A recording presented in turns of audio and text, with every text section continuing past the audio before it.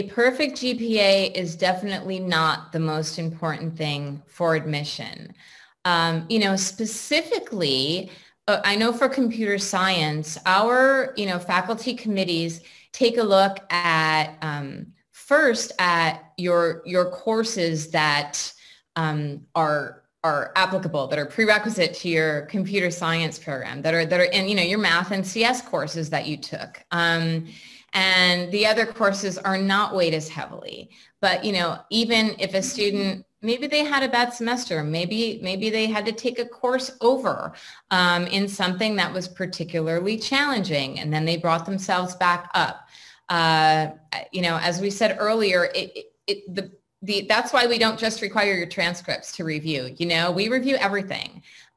You get good references who can recommend you and speak to your strengths. We really look at, each applicant as a human being. So all of these different things. And yes, a really good GRE score, shows really high potential for success in our program. So of course we consider that very important. And things a bad spot can be made up in another area of the application for sure. Yeah, and I could just jump in there too. I think, again, it's really important for students that may have a little blip on their transcript to address it. Maybe something happened during a semester. I think what the faculty committee are looking for is, not so much did this student, have a bad semester. It's more, did they overcome their bad semester?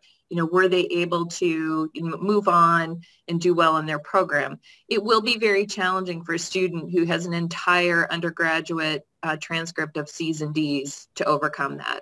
But if you have, a semester or two where you struggled, but then you were able to get back on track and were able to perform well, particularly in those relevant courses that Joanne mentioned, that is going to work in your favor, definitely. And then on top of that, if you've got very strong recommendations as well as a strong GRE score, you can definitely overcome maybe some of those blips earlier on.